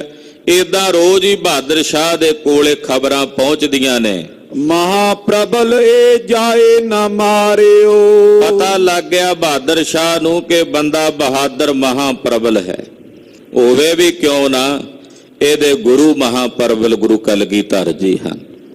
ਉਹਨਾਂ ਥਾਪੜਾ ਦੇ ਕੇ ਭੇਜਿਆ ਹੈ, ਇਸ ਕਰਕੇ ਇਹ ਹੁਣ ਕਿਸੇ ਕੋਲੋਂ ਵੀ ਕਾਬੂ ਨਹੀਂ ਆਉਣਾ। ਲਸ਼ਕਰ ਪਾਤਸ਼ਾਹੀ ਲੜ ਹਾਰਿਓ, ਸਾਡਾ ਜਿਹੜਾ ਪਾਤਸ਼ਾਹੀ ਲਸ਼ਕਰ ਹੈ ਇਹ ਲੜ ਲੜ ਕੇ ਹਾਰ ਗਿਆ, ਪਰ ਕਿਸੇ ਦੀ ਵੀ ਜਿੱਤ ਨਹੀਂ ਹੋ ਸਕੀ। ਸੁਨ ਸੁਨ ਸੁਧ ਕੋ ਸ਼ਾਹ ਹਿਰਾਨਾ, ਜਦੋਂ ਵੀ ਖਬਰ ਸੁਣਦਾ ਬਾਬਾ ਬੰਦਾ ਸਿੰਘ ਬਹਾਦਰ ਦੇ ਬਾਬਤ, ਉਦੋਂ ਹੀ ਸੁਣ ਕੇ ਹੈਰਾਨ ਹੁੰਦਾ ਹੈ ਰੋਜ਼ ਹੀ, ਕਿਉਂਕਿ ਕੋਈ ਨਾ ਕੋਈ ਖਬਰ ਤਾਂ ਰੋਜ਼ ਹੀ ਆਉਂਦੀ ਸੀ। ਜਦੋਂ ਵੀ ਸੁਣਦਾ ਕਿ ਬਾਬੇ ਬੰਦੇ ਬਹਾਦਰ ਨੇ ਇਸ ਤਰ੍ਹਾਂ ਲੜਾਈ ਕੀਤੀ, ਇਸ ਤਰ੍ਹਾਂ ਜੰਗ ਕੀਤਾ, ਇਹ ਨਾਲੇ ਸੁਣਦਾ ਨਾਲੇ ਹੈਰਾਨ ਹੁੰਦਾ, ਬੜੀ ਹੈਰਾਨੀ ਦੇ ਨਾਲ ਸੋਚਦਾ ਵੀ ਇਹ ਕਿਵੇਂ ਲੜ ਰਿਹਾ ਹੈ, ਇਹਦੀ ਕੀ ਵਿਉਂਤਬੰਦੀ ਹੈ ਲੜਨ ਦੀ। ਜਾਨੀ ਗੁਰ ਕੀ ਬਖਸ਼ ਮਹਾਨਾ, ਜਾਣ ਗਿਆ ਬਹਾਦਰ ਸ਼ਾਹ ਨੂੰ ਇਸ ਗੱਲ ਦਾ ਪਤਾ ਸੀ ਪਹਿਲਾਂ, ਪਰ ਹੁਣ ਇਹਨੂੰ ਪੂਰਨ ਤੌਰ ਤੇ ਪੱਕਾ ਹੋ ਗਿਆ ਕਿ ਬੰਦੇ ਬਹਾਦਰ ਦੇ ਕੋਲ ਆਪਣੀ ਕਲਾ ਨਹੀਂ, ਉਹਦੇ ਨਾਲ ਮਹਾਰਾਜ ਗੁਰੂ ਕਲਗੀਧਰ ਦੀ ਬਖਸ਼ਿਸ਼ ਵਰਤ ਰਹੀ ਹੈ, ਸਤਿਗੁਰੂ ਜੀ ਦੀ ਬਖਸ਼ਿਸ਼ ਵਰਤ ਰਹੀ ਹੈ। ਸੁਣਿਆ ਸੀ ਕਿ ਮਹਾਰਾਜ ਜੀ ਨੇ ਆਪਣੇ ਤੀ ਪੱਥੇ ਵਿੱਚੋਂ 5 ਤੀਰ ਕੱਢ ਕੇ ਬੰਦੇ ਬਹਾਦਰ ਨੂੰ ਦਿੱਤੇ ਸਨ। ਉਹ ਜਿਹੜੇ 5 ਤੀਰ ਨੇ ਉਹੀ ਗੁਰੂ ਕਲਗੀਧਰ ਦੀ ਬਖਸ਼ਿਸ਼ ਹੈ। ਖੰਡੇ ਦੀ ਪੌਲ ਛਕਾ ਕੇ ਬੰਦੇ ਨੂੰ ਬੰਦਾ ਸਿੰਘ ਬਣਾਇਆ, ਭਾਵੇਂ ਕਿ ਅੰਮ੍ਰਿਤ ਦਾ ਨਾਮ ਬਾਬਾ ਗੁਰਬਖਸ਼ ਸਿੰਘ ਸੀ ਬਾਬਾ ਬੰਦਾ ਸਿੰਘ ਬਹਾਦਰ ਜੀ ਦਾ, ਪਰ ਪੰਥ ਵਿੱਚ ਨਾਮ ਪ੍ਰਗਟ ਹੋਇਆ ਬਾਬਾ ਬੰਦਾ ਸਿੰਘ ਬਹਾਦਰ। ਕਹਿੰਦੇ ਗੁਰੂ ਸਾਹਿਬ ਦੀ ਉਹਦੇ ਤੇ ਬਖਸ਼ਿਸ਼ ਹੈ, ਸਤਿਗੁਰੂ ਜੀ ਦੀ ਉਹਦੇ ਤੇ ਬਖਸ਼ਿਸ਼ ਹੈ, ਤਦੇ ਉਹ ਕਿਸੇ ਦੇ ਕਾਬੂ ਨਹੀਂ ਆਉਂਦਾ। ਅਪਰ ਯਤਨ ਤਿਸ ਕੋ ਨੈ ਕੋਈ, ਹੋਰ ਕੋਈ ਯਤਨ ਨਹੀਂ ਹੈ ਉਸ ਨੂੰ ਕਾਬੂ ਕਰਨ ਦਾ। ਫੌਜਾਂ ਭੇਜ ਕੇ ਮੈਂ ਵੇਖ ਲਈਆਂ ਨੇ, ਉਹ ਕਾਬੂ ਨਹੀਂ ਆ ਸਕਦਾ। ਗੁਰ ਟਿਕ ਜਾਓ ਹਟਾਵੇਂ ਸੋਈ, ਇਹ ਤਾਂ ਹੁਣ ਗੁਰੂ ਸਾਹਿਬ ਆਪ ਹੀ ਹਟਾਉਣ ਤੇ ਹਟਾਉਣ, ਕਿਉਂਕਿ ਗੁਰੂ ਸਾਹਿਬ ਨੇ ਭੇਜਿਆ, ਉਹਨਾਂ ਦੀ ਬਖਸ਼ਿਸ਼ ਹੈ, ਉਹੀ ਹਟਾਉਣਗੇ ਤਾਂ ਹਟੇਗਾ, ਨਹੀਂ ਤਾਂ ਉਦਾਂ ਨਹੀਂ ਹਟ ਸਕਣਾ। ਇਮ ਵਿਚਾਰ ਕਰ ਕੂਚ ਬਡੇਰੇ, ਏਦਾਂ ਬਹਾਦਰ ਸ਼ਾਹ ਸੋਚਦਾ। ਇੱਥੇ ਇੱਕ ਪ੍ਰਸੰਗ ਇਸ ਪ੍ਰਕਾਰ ਨਾਲ ਆ ਰਿਹਾ ਹੈ ਕਿ ਬਹਾਦਰ ਸ਼ਾਹ ਮਹਾਰਾਜ ਜੀ ਦੀ ਸ਼ਰਨ ਵਿੱਚ ਆਇਆ। ਫਿਰ ਹਾਲਾਂਕਿ ਉਦੋਂ ਸੂਬੇ ਸਰਹੰਦ ਨੂੰ ਨਹੀਂ ਸੀ ਮਾਰਿਆ। ਭਾਈ ਸਾਹਿਬ ਭਾਈ ਸੰਤੋਖ ਸਿੰਘ ਜੀ ਦੇ ਪਾਸ ਜਿਵੇਂ ਇਤਿਹਾਸ ਪਹੁੰਚਿਆ, ਉਹਨਾਂ ਨੇ ਥੋੜਾ ਬਹੁਤ ਇਸੇ ਤਰ੍ਹਾਂ ਲਿਖ ਦਿੱਤਾ ਕੁਝ ਖਬਰਾਂ ਚੋਣਵੇਂ ਪ੍ਰਸੰਗਾਂ ਵਜੋਂ, ਪਰ ਉਹਦੀ ਪੜਤਾਲ ਕਰਨ ਤੋਂ ਪਹਿਲਾਂ ਭਾਈ ਸਾਹਿਬ ਇਹ ਕਥਾ ਲਿਖਦਿਆਂ ਹੀ ਤਕਰੀਬਨ 2 ਮਹੀਨਿਆਂ ਬਾਅਦ ਸੱਚਖੰਡ ਗਮਨ ਕਰ ਗਏ ਸੀ। ਤੋ ਇਸ ਕਰਕੇ ਵਿਸਥਾਰ ਸਹਿਤ ਕਥਾ ਜਿਹੜੀ ਆ ਉਹ ਨਹੀਂ ਲਿਖ ਸਕੇ, ਤੇ ਉਹਦੀ ਪੜਤਾਲ ਵੀ ਜਿਹੜੀ ਹੈ ਪੂਰਨ ਤੌਰ ਤੇ ਨਹੀਂ ਕਰ ਸਕੇ। ਤੋ ਬਹਾਦਰ ਸ਼ਾਹ ਮਹਾਰਾਜ ਜੀ ਦੀ ਸ਼ਰਨ ਵਿੱਚ ਆਇਆ ਹੈ। ਸਤਿਗੁਰਾਂ ਦੇ ਚਰਨਾਂ 'ਚ ਆ ਕੇ ਨੇ ਬੇਨਤੀ ਕੀਤੀ, ਦੋਹਰਾ ਉਤਰ ਬਿਤਾਈ ਜਾਮਨੀ, ਪ੍ਰਾਤ ਪਈ ਜਬ ਆਏ। ਇੱਧਰ ਫਿਰ ਬਾਬਾ ਬੰਦਾ ਸਿੰਘ ਜੀ ਤਾਂ ਪੰਜਾਬ ਦੇ ਵਿੱਚ ਇੱਧਰ ਆਏ ਹੋਏ ਨੇ ਤੇ ਉਧਰ ਬਹਾਦਰ ਸ਼ਾਹ ਨੂੰ ਮਨ 'ਚ ਪਛਤਾਵਾ ਸੀ ਕਿ ਮੈਂ ਕਲਗੀਧਰ ਦਾ ਬਚਨ ਨਹੀਂ ਮੰਨਿਆ। ਭਾਈ ਸਾਹਿਬ ਭਾਈ ਦਇਆ ਸਿੰਘ ਜੀ ਬਹਾਦਰ ਸ਼ਾਹ ਦੇ ਕੋਲ ਗਏ ਹੋਏ ਸਨ ਤੇ ਬਹਾਦਰ ਸ਼ਾਹ ਨੂੰ ਪਤਾ ਲੱਗਾ ਕਿ ਗੁਰੂ ਸਾਹਿਬ ਜੀ ਦੇ ਪਿਆਰੇ ਭਾਈ ਦਇਆ ਸਿੰਘ ਜੀ ਆਏ ਨੇ ਰਾਤ ਦੇ। ਉਹਨਾਂ ਨੂੰ ਮਿਲਣ ਵਾਸਤੇ ਬਹਾਦਰ ਸ਼ਾਹ ਨੇ ਆਪਣੇ ਕੋਲ ਬੁਲਾਇਆ। ਗੁਰਜਦਾਰ ਪਠਏ ਤਬੇ ਦਇਆ ਸਿੰਘ ਬੁਲਵਾਏ। ਆਪਣਾ ਇੱਕ ਗੁਰਜਦਾਰ ਭੇਜਿਆ ਕਿ ਜਾਓ ਭਾਈ ਦਇਆ ਸਿੰਘ ਜੀ ਆਏ ਨੇ ਕਲਗੀਧਰ ਜੀ ਦੇ ਵੱਲੋਂ, ਉਹਨਾਂ ਨੂੰ ਸੱਦੋ, ਉਹਨਾਂ ਨੂੰ ਮੇਰੇ ਕੋਲ ਬੁਲਾਓ। ਜੋ ਭਾਈ ਗੁਰਦਰਸ਼ਨ ਕੋ ਭੇਦ ਬਤਾਵੋ। ਭਾਈ ਦਇਆ ਸਿੰਘ ਜਾ ਕੇ ਬਹਾਦਰ ਸ਼ਾਹ ਨੂੰ ਮਿਲੇ ਤੇ ਬਹਾਦਰ ਸ਼ਾਹ ਨੂੰ ਇਹ ਸੀ ਵੀ ਗੁਰੂ ਸਾਹਿਬ ਮੇਰੇ ਤੋਂ ਨਾਰਾਜ਼ ਨੇ ਕਿ ਮੈਂ ਸਤਿਗੁਰਾਂ ਦੀ ਖੁਸ਼ੀ ਲੈ ਲਵਾਂ। ਭਾਈ ਦਇਆ ਸਿੰਘ ਜੀ ਨੂੰ ਬੁਲਾ ਕੇ ਕਹਿਣ ਲੱਗੇ, ਭਾਈ ਦਇਆ ਸਿੰਘ ਜੀ ਇਹ ਦੱਸੋ ਵੀ ਕਲਗੀਧਰ ਜੀ ਦੇ ਦਰਸ਼ਨ ਮੈਨੂੰ ਕਿਵੇਂ ਹੋਣਗੇ? ਦਰਸ਼ਨ ਤਾਂ ਅੱਗੇ ਵੀ ਕਰਦਾ ਸੀ ਪਰ ਹੁਣ ਇਹਨੂੰ ਇਹ ਆ ਵੀ ਮੈਂ ਨਾ ਕੀਤੀ ਹੈ ਸਤਿਗੁਰਾਂ ਨੂੰ ਤੇ ਸਤਿਗੁਰੂ ਜੀ ਨਾਰਾਜ਼ ਹੋਣਗੇ, ਮੇਰੇ ਤੋਂ ਖਫਾ ਹੋਣਗੇ ਤੇ ਦਰਸ਼ਨ ਕਿਵੇਂ ਕਰਾਂ?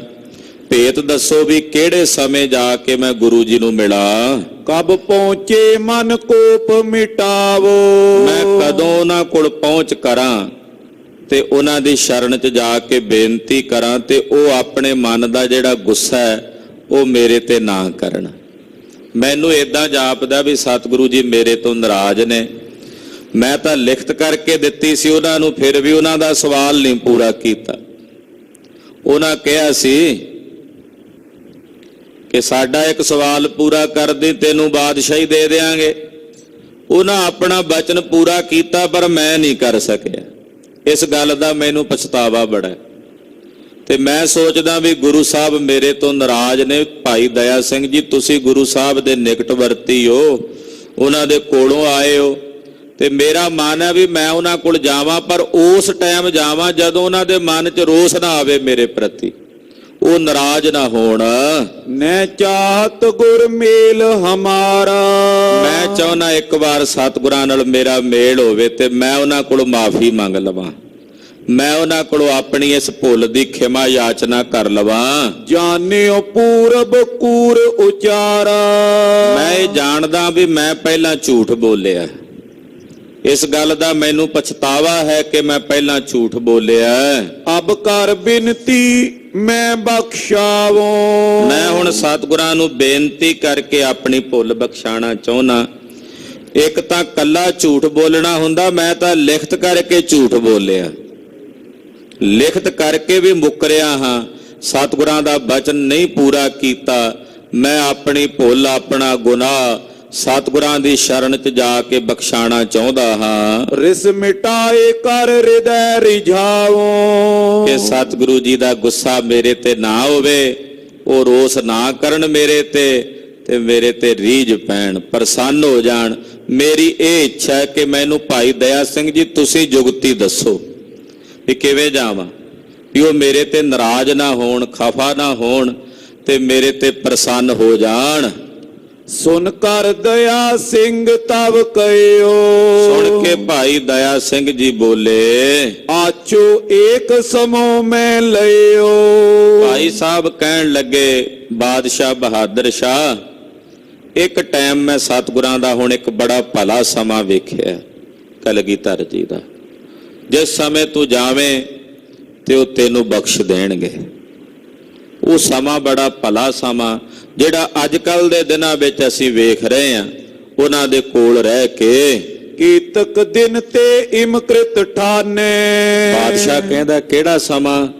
ਕਹਿਣ ਲੱਗੇ ਕਿ ਭਾਈ ਦਇਆ ਸਿੰਘ ਜੀ ਕਹਿੰਦੇ ਕਈ ਦਿਨਾਂ ਤੋਂ, ਕੁਝ ਦਿਨਾਂ ਤੋਂ ਕਲਗੀਧਰ ਜੀ ਇੱਕ ਕਿਰਤ ਏਦਾਂ ਦੀ ਕਰ ਰਹੇ ਨੇ, ਅੱਗੇ ਨਹੀਂ ਵੇਖਿਆ ਕਦੇ ਕਰਦਿਆਂ ਪਰ ਹੁਣ ਕਰ ਰਹੇ ਨੇ ਕੁਝ ਦਿਨਾਂ ਤੋਂ। ਪ੍ਰਾਤ ਹੋਤ ਤਟ ਨਦੀ ਪਿਆਨੇ। ਅੱਗੇ ਇਸ਼ਨਾਨ ਪਾਨ ਕਰਕੇ ਅੰਮ੍ਰਿਤ ਵੇਲੇ ਆਪਣੇ ਆਸਣ ਤੇ ਬਹਿ ਜਾਂਦੇ ਸੀ, ਪਰ ਹੁਣ ਮਹਾਰਾਜ ਦੀ ਜਦੋਂ ਸਵੇਰ ਹੁੰਦੀ, ਅੰਮ੍ਰਿਤ ਵੇਲਾ ਹੁੰਦਾ ਤੇ ਗੋਦਾਵਰੀ ਦੇ ਕੰਢੇ ਚਲੇ ਜਾਂਦੇ ਨੇ। करे इशनान खरे होए रहें। ਔਰ ਗੋਦਾਵਰੀ ਦੇ ਕੰਢੇ ਜਾ ਕੇ ਮਹਾਰਾਜ ਉੱਥੇ ਗੋਦਾਵਰੀ 'ਚ ਇਸ਼ਨਾਨ ਕਰਕੇ ਤੇ ਕਿਨਾਰੇ ਤੇ ਖਲੋ ਜਾਂਦੇ ਆ ਤਪ ਦੀ ਮੂਰਤ ਬਣ ਕੇ, ਆਪਣੇ ਨੇਤਰ ਮੁੰਦ ਕੇ ਘੰਟਿਆਂ ਬੱਧੀ ਉਸ ਮਹਾਨ ਤਪ ਵਿੱਚ ਵਲੀਨ ਹੋ ਜਾਂਦੇ ਆ। ਕਲਗੀਧਰ ਜੀ ਆਪਣੇ ਨਿਜ ਆਪੇ ਵਿੱਚ ਸੁਰਤ ਨੂੰ ਜੋੜ ਲੈਂਦੇ ਨੇ। ਤਪ ਕੋ ਤਾਪਤ ਵਾਕ ਨ ਕਹੇ। ਤਪ ਕਰਦੇ ਨੇ, ਮੁਖੋਂ ਕੁਝ ਬਚਨ ਨਹੀਂ ਕਰਦੇ। ਸੁਬਹ ਅੰਮ੍ਰਿਤ ਇਹ ਰੋਜ਼ ਦੀ ਕਿਰਿਆ। ਅੱਗੇ ਸਤਿਗੁਰੂ ਇਸ਼ਨਾਨ ਪਾਨ ਕਰਕੇ ਆਸਣ ਤੇ ਬਹਿੰਦੇ ਸੀ, ਹੁਣ ਸਤਿਗੁਰੂ ਜੀ ਇਸ਼ਨਾਨ ਕਰਦੇ ਗੋਦਾਵਰੀ 'ਚ ਤੇ ਗੋਦਾਵਰੀ ਦੇ ਕਿਨਾਰੇ, ਗੋਦਾਵਰੀ ਦੇ ਕੰਢੇ ਮਹਾਰਾਜ ਸੱਚੇ ਪਾਤਸ਼ਾਹ ਫਿਰ ਖਲੋ ਜਾਂਦੇ ਆ ਤਪ ਕਰਨ ਵਾਸਤੇ। ਗੁਰਦੁਆਰਾ ਭਜਨਗੜ੍ਹ ਸਾਹਿਬ ਹੈ, ਉੱਥੇ ਵੀ ਤਪ ਕਰਦੇ ਰਹੇ ਸਤਿਗੁਰੂ ਜੀ। ਜਿੱਥੇ ਗੁਰਦੁਆਰਾ ਹੀਰਾ ਘਾਟ ਸਾਹਿਬ ਹੈ, ਤਕਰੀਬਨ ਉੱਥੇ ਮਹਾਰਾਜ ਜੀ ਇਦਾਂ ਕਰਿਆ ਕਰਦੇ ਸੀ। ਗੁਰਦੁਆਰਾ ਹੀਰਾ ਘਾਟ ਸਾਹਿਬ, ਉੱਥੇ ਮਹਾਰਾਜ ਜੀ ਨੇ ਇਸ਼ਨਾਨ ਕਰਨਾ ਗੋਦਾਵਰੀ ਵਿੱਚ, ਤੇ ਗੋਦਾਵਰੀ ਦੇ ਕਿਨਾਰੇ ਤੇ ਉਹ ਅੱਜ ਕੱਲ੍ਹ ਸਥਾਨ ਹੈ ਗੁਰੂ ਦਰਬਾਰ ਗੁਰਦੁਆਰਾ ਹੀਰਾ ਘਾਟ ਸਾਹਿਬ। ਨੇੜੇ ਕੁਝ ਦੂਰੀ ਤੇ ਸ਼ਿਕਾਰ ਘਾਟ ਸਾਹਿਬ ਹੈ, ਨੇੜੇ ਹੀ ਮਾਤਾ ਸਾਹਿਬ ਦੇਵਾਂ ਜੀ ਦਾ ਤਪ ਸਥਾਨ ਹੈ। ਤੇ ਉੱਥੇ ਤਕਰੀਬਨ ਦਿਨ ਦੇ ਪਹਿਲੇ ਪਹਿਰ ਤੱਕ ਮਹਾਰਾਜ ਜੀ ਨੇ ਤਪ ਕਰਨਾ, ਤੇ ਦੁਪਹਿਰ ਦੇ ਸਮੇਂ ਮਾਤਾ ਜੀ ਦਾ ਜਿੱਥੇ ਤਪ ਸਥਾਨ ਹੈ ਉੱਥੇ ਜਾਣਾ। ਮਾਤਾ ਜੀ ਦਾ ਨਿਯਮ ਸੀ, ਮਾਤਾ ਸਾਹਿਬ ਦੇਵਾਂ ਜੀ ਦਾ, ਉਹਨਾਂ ਨੇ ਪ੍ਰਸ਼ਾਦਾ ਤਿਆਰ ਕਰ ਰੱਖਣਾ। ਜਦੋਂ ਕਲਗੀਧਰ ਜੀ ਨੇ ਜਾਣਾ, ਮਹਾਰਾਜ ਜੀ ਨੂੰ ਭੋਜਨ ਛਕਾਉਣ ਦੀ ਸੇਵਾ ਕਰਨੀ, ਕੋਲ ਬਹਿ ਕੇ ਪੱਖਾ ਚੱਲਣਾ। ਸਤਿਗੁਰਾਂ ਨੇ ਭੋਜਨ ਕਰ ਲੈਣਾ, ਫਿਰ ਬਾਅਦ ਵਿੱਚ ਮਾਤਾ ਜੀ ਨੇ ਭੋਜਨ ਗ੍ਰਹਿਣ ਕਰਨਾ। ਇਦਾਂ ਦੀ ਮਹਾਰਾਜ ਜੀ ਦੀ ਦਿਨ ਚਰਿਆ ਸੀ ਸ੍ਰੀ ਹਜ਼ੂਰ ਸਾਹਿਬ ਦੀ। ਤੋ ਗੋਦਾਵਰੀ ਦੇ ਕਿਨਾਰੇ ਮਹਾਰਾਜ ਜੀ ਨੇ ਤਪ ਦੀ ਮੂਰਤ ਬਣ ਕੇ ਖਲੋਤੇ ਰਹਿਣਾ। ਭਾਈ ਦਇਆ ਸਿੰਘ ਜੀ ਬਹਾਦਰ ਸ਼ਾਹ ਨੂੰ ਦੱਸ ਰਹੇ ਨੇ, ਤਹਾਂ ਅਚਾਨਕ ਦਰਸ਼ਨ ਕਰਕੇ। ਉਸ ਵੇਲੇ ਮਹਾਰਾਜ ਜੀ ਐਨ ਸ਼ਾਂਤ ਚਿੱਤ ਹੋ ਕੇ ਆਨੰਦ ਵਿੱਚ ਹੁੰਦੇ ਨੇ। ਬਹਾਦਰ ਸ਼ਾਹ, ਜੇ ਤੂੰ ਆਪਣੀ ਭੁੱਲ ਬਖਸ਼ਾਣਾ ਚਾਹੁੰਦਾ ਤੇ ਉਸ ਸਮੇਂ ਚਲਾ ਜਾ ਸਤਿਗੁਰਾਂ ਕੋਲ, ਜਦੋਂ ਤਪ ਕਰ ਰਹੇ ਹੋਣ, ਆਨੰਦ 'ਚ ਖਲੋਤੇ ਹੋਣ ਗੋਦਾਵਰੀ ਕਿਨਾਰੇ, ਉਸ ਵੇਲੇ ਜਾ ਕੇ ਉਹਨਾਂ ਦੇ ਚਰਨਾਂ ਤੇ ਅਚਾਨਕ ਚਲਾ ਜਾ। ਇਹ ਨਹੀਂ ਵੀ ਪਹਿਲਾਂ ਤੇਰਾ ਲਸ਼ਕਰ ਜਾਵੇ, ਤੇਰੀਆਂ ਫੌਜਾਂ ਉੱਥੇ ਟੁਰੀਆਂ ਫਿਰਨ, ਉਹਨਾਂ ਨੇ ਭਗਦੜ ਮਚਾਈ ਹੋਵੇ, ਐਸਾ ਨਹੀਂ। ਅਚਾਨਕ ਜਾਈ ਤੂੰ, ਔਰ ਜਾ ਕੇ ਸਤਿਗੁਰੂ ਜੀ ਦੇ ਦਰਸ਼ਨ ਕਰੀਂ। ਪ੍ਰਭੂ ਰਿਜਾਵੇਂ ਬਿਨੈ ਉਚਰ ਕੇ। ਉੱਥੇ ਸਤਿਗੁਰਾਂ ਦੇ ਚਰਨਾਂ 'ਚ ਬੇਨਤੀਆਂ ਕਰਕੇ ਤੇ ਮਹਾਰਾਜ ਜੀ ਨੂੰ ਆਪਣੇ ਤੇ ਰਿਝਾ ਲਈ। ਉਹ ਬੜੇ ਦਿਆਲੂ ਹਨ ਬਹਾਦਰ ਸ਼ਾਹ। ਸਤਿਗੁਰੂ ਜੀ ਬੜੇ ਕਰਨਾਲੂ ਨੇ, ਕਿਰਪਾ ਦੇ ਘਰ ਵਿੱਚ ਆਉਂਦੇ ਆ। ਉਹ ਜੀਵਾਂ ਦੀਆਂ ਭੁੱਲਾਂ ਵੇਖਦੇ ਆ ਪਰ ਬਖਸ਼ ਵੀ ਲੈਂਦੇ ਆ। ਜੇ ਜੀਵ ਭੁੱਲਣ ਅੰਦਰ ਹੋ ਕੇ ਬੇਨਤੀਆਂ ਕਰਨ ਨਾ, ਤੇ ਫਿਰ ਉਹ ਬੜੇ ਵੱਡੇ ਬਖਸ਼ੰਦ ਨੇ। ਉਹ ਬਖਸ਼ਦਿਆਂ ਦੇਰੀ ਨਹੀਂ ਲਾਉਂਦੇ ਬਾਦਸ਼ਾਹ, ਉਹ ਬਖਸ਼ਦਿਆਂ ਢਿੱਲ ਨਹੀਂ ਲਾਉਂਦੇ। ਇਹ ਤਾਂ ਸਾਡੇ ਵਿੱਚ ਹੀ ਢਿੱਲ ਹੈ ਵੀ ਅਸੀਂ ਸ਼ਰਨ ਨਹੀਂ ਜਾਂਦੇ, ਅਸੀਂ ਕਬੂਲ ਹੀ ਨਹੀਂ ਕਰਦੇ, ਅਸੀਂ ਭੁੱਲਣ ਵਿੱਚ ਹਾਂ, ਅਸੀਂ ਕਬੂਲ ਹੀ ਨਹੀਂ ਕਰਦੇ, ਅਸੀਂ ਅਪਰਾਧੀ ਹਾਂ, ਗੁਨੇਗਾਰ ਹਾਂ।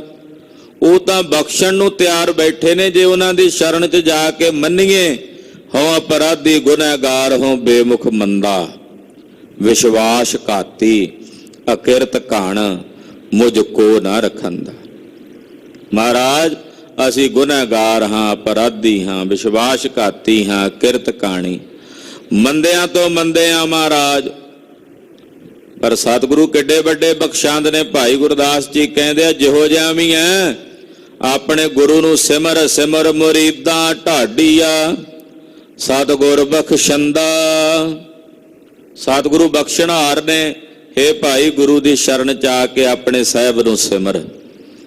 ਬਾਦਸ਼ਾਹ, ਉਹਨਾਂ ਦੇਰੀ ਨਹੀਂ ਲਾਉਣੀ ਤੈਨੂੰ ਬਖਸ਼ਦਿਆਂ, ਜੇ ਤੂੰ ਉਹਨਾਂ ਦੀ ਸ਼ਰਨ 'ਚ ਜਾ ਕੇ ਪੈ ਜਾਵੇਂ। ਤਿਸ ਪਰ ਹਰੇ ਕਰੇ ਰਿਸ ਵਰਜਨ। ਜਿਹੜਾ ਉਹਨਾਂ ਦੀ ਸ਼ਰਨ 'ਚ ਆ ਜਾਂਦਾ ਉਹਦੇ ਤੇ ਸਤਿਗੁਰੂ ਪ੍ਰਸੰਨ ਹੋ ਜਾਂਦੇ ਹਨ, ਔਰ ਪ੍ਰਸੰਨ ਹੋ ਕੇ ਉਹਦੇ ਸਾਰੇ ਪਾਪ ਕਲੇਸ਼ ਹਰ ਲੈਂਦੇ ਨੇ, ਉਹਦੇ ਤੇ ਰਿਸ ਨਹੀਂ ਕਰਦੇ। ਜਿੱਡਾ ਵੱਡਾ ਮਰਜ਼ੀ ਗੁਨਾਹਗਾਰ ਹੋਵੇ, ਜੇ ਸ਼ਰਨ ਆ ਜਾਏ ਨਾ ਤੇ ਫਿਰ ਮਹਾਰਾਜ ਉਹਦੇ ਤੇ ਆਪਣਾ ਗੁੱਸਾ ਪ੍ਰਗਟ ਨਹੀਂ ਕਰਦੇ। ਉੱਥੇ ਮਹਾਰਾਜ ਆਪਣਾ ਰਿਸ ਉਹਦੇ ਤੋਂ ਪਰ ਹਰ ਦਿੰਦੇ ਨੇ, ਤਿਆਗ ਦਿੰਦੇ ਨੇ। ਹੋਏ ਆਰਾਮ ਤਮਾਮ ਸਿਪੁਰ ਜਨ। ਸਾਰੇ ਨਗਰਾਂ ਦੇ ਵਿੱਚ, ਤਮਾਮ ਨਗਰਾਂ ਦੇ ਵਿੱਚ ਆਨੰਦ ਵਰਤ ਜਾਂਦਾ ਹੈ ਜਦੋਂ ਸਤਿਗੁਰੂ ਜੀ ਦੀ ਕਿਰਪਾ ਵਰਤਦੀ ਹੈ। ਦਇਆ ਸਿੰਘ ਕੀ ਮਸਲਤ ਸੁਨ ਕਰ। ਇਹ ਤਾਂ ਬਾਦਸ਼ਾਹ ਬਹਾਦਰ ਸ਼ਾਹ ਨੇ ਪਿਆਰੇ ਭਾਈ ਦਇਆ ਸਿੰਘ ਜੀ ਦੀ ਸਲਾਹ ਸੁਣੀ। ਗੁਰਸਿੱਖਾਂ ਕੋਲੋਂ ਜੁਗਤੀਆਂ ਪੁੱਛ ਲੈਣੀਆਂ ਚਾਹੀਦੀਆਂ ਨੇ ਨਾ। ਆਪ ਨਹੀਂ ਪਤਾ ਹੁੰਦਾ ਤੇ ਉਹ ਸਤਿਪੁਰਸ਼ਾਂ ਮਹਾਂਪੁਰਸ਼ਾਂ ਦੇ ਕੋਲੋਂ ਜੁਗਤੀ ਮਿਲ ਹੀ ਜਾਂਦੀ ਹੈ ਨਾ। ਕੋਈ ਬਹਾਦਰ ਸ਼ਾਹ ਕਈ ਦਿਨਾਂ ਦਾ ਆਉਣ ਕਰਦਾ ਸੀ, ਪਰ ਸੋਚਦਾ ਸੀ ਕੀ ਮੂੰਹ ਲੈ ਕੇ ਜਾਵਾਂ। ਅੱਜ ਭਾਈ ਦਇਆ ਸਿੰਘ ਜੀ ਆਏ ਨੇ ਤੇ ਸੁਭਾਵਕ ਮੇਲ ਹੋਇਆ। ਅੱਜ ਪੁੱਛ ਹੀ ਲਿਆ, ਭਾਈ ਸਾਹਿਬ ਦੱਸੋ ਮੈਂ ਕਦੋਂ ਜਾ ਕੇ ਬੇਨਤੀ ਕਰਾਂ ਸਤਿਗੁਰਾਂ ਨੂੰ, ਕਿਹੜੇ ਵੇਲੇ ਜਾ ਕੇ ਮਿਲਾਂ। ਤੋ ਭਾਈ ਸਾਹਿਬ ਭਾਈ ਦਇਆ ਸਿੰਘ ਜੀ ਨੇ ਜੁਗਤੀ ਦੱਸ ਦਿੱਤੀ ਬਹਾਦਰ ਸ਼ਾਹ ਨੂੰ। ਮਾਨੀ ਭਲੇ ਬਿਲਮ ਕੋ ਪਰ ਹਰ। ਬਹਾਦਰ ਸ਼ਾਹ ਨੇ ਉਸੇ ਵੇਲੇ ਦੇਰੀ ਦਾ ਤਿਆਗ ਕਰਕੇ ਪਿਆਰੇ ਭਾਈ ਦਇਆ ਸਿੰਘ ਜੀ ਦੀ ਕਹੀ ਹੋਈ ਇਸ ਮਸਲਤ ਨੂੰ ਸੱਤ ਕਰਕੇ ਮੰਨ ਲਿਆ। ਕਹਿੰਦਾ ਮੈਂ ਹੁਣੇ ਇਸ ਦੀ ਪਾਲਣਾ ਕਰਾਂਗਾ। ਤਿਆਰ ਪਇਓ ਗੋਦਾਵਰੀ ਤੀਰ।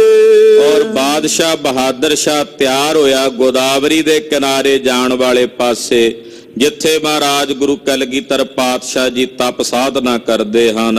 ਦਰਸ਼ਨ ਹੀਰਨ ਸਤਿਗੁਰ ਧੀਰ।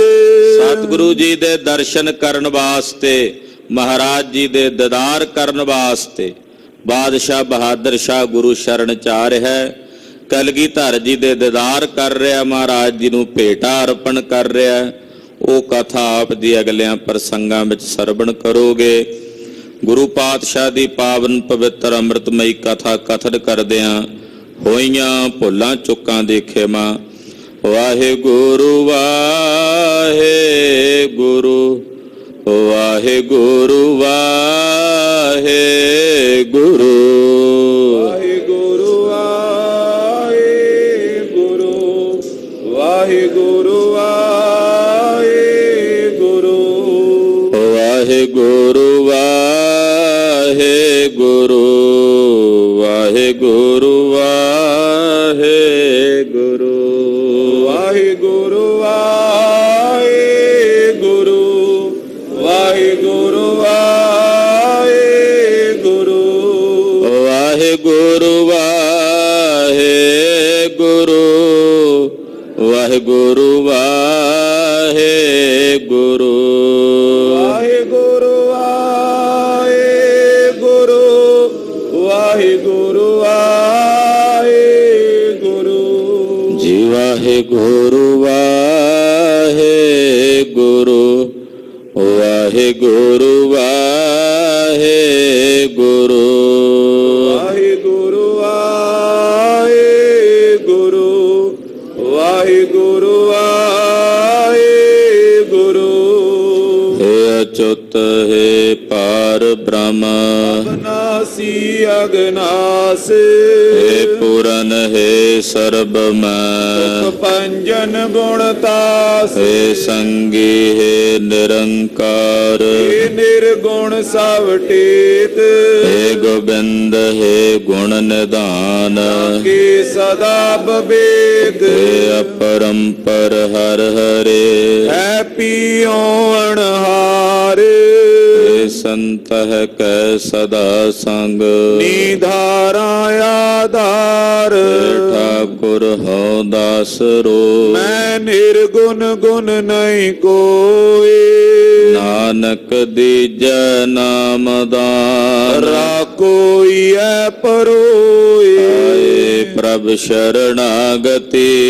ਕਿਰਪਾ ਨਿਧ ਦਿਆਲ ਏਕ ਅਖਰ ਹਰ ਮਨ ਬਸਤ ਨਾਨਕ ਓਤ ਨਿਆਲ ਵਾਹਿਗੁਰੂ ਨਾਮ ਜਹਾਜ ਹੈ ਜੜੇ ਸੋ ਤੇਰੇ ਪਾਰ ਜੋ ਸ਼ਰਧਾ ਕਰ ਸੇਵੰਦੇ ਗੁਰ ਪਾਰੇ ਉਤਾਰ ਨਿਆਰ ਵਾਹਿਗੁਰੂ ਨਾਮ ਜਹਾਜ ਹੈ ਜੜੇ ਸੋ ਤੇਰੇ ਪਾਰ ਜੋ ਸ਼ਰਧਾ ਕਰ ਸੇਵੰਦੇ ਗੁਰ ਪਾਰੇ ਉਤਾਰ ਨਿਆਰ ਵਾਹਿਗੁਰੂ जी का खालसा वाहिगुरु जी की फतेह।